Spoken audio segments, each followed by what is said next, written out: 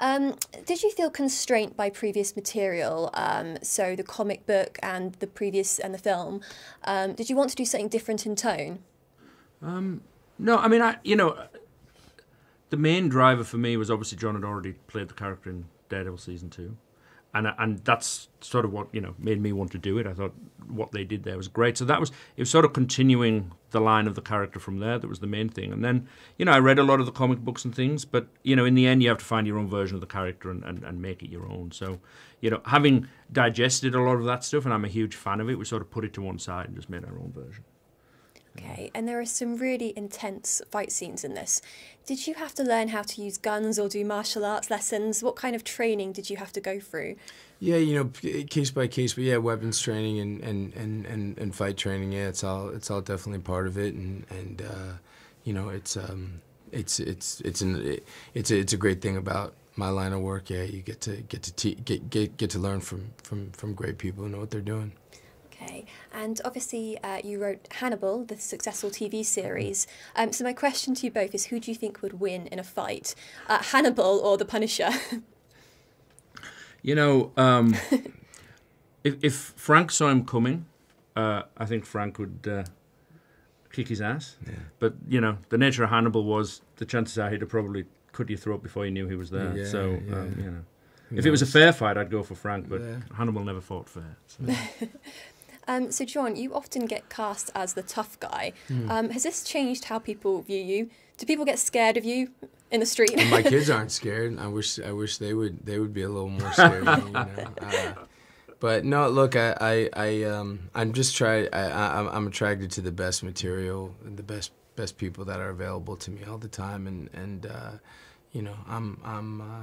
I'm very nice. Soft guy, man. I'm not. I'm sure you are. I wasn't insinuating that you're not. No, it's cool.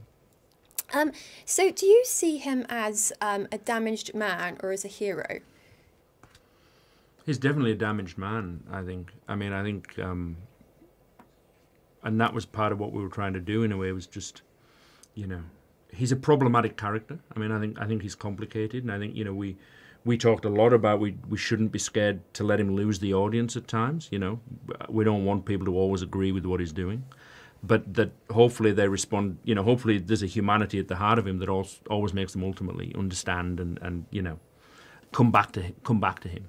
But we certainly don't want them to agree with him all the time. I think we just want them to empathize. Yeah, never been a goal of mine to make him too heroic or to lionize him. I think he's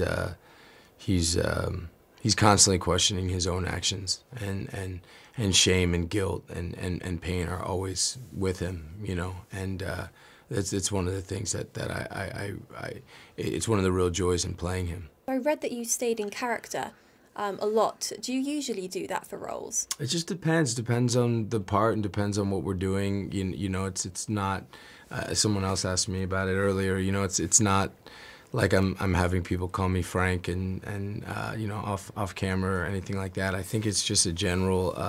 I prefer to not be too far away from him, so it's not such a huge jump once we start. But with Frank this year, there's a lot. There's many other sides of him. There's we're with him a lot more, and there's a lighter side that's explored, and he is a lot of the holes in the wall that he's built around himself, there's light starts to shine through, and he starts to care about other people, and for those scenes, I don't need to be all isolated and in darkness, but I always want to keep it pretty close by. Yeah.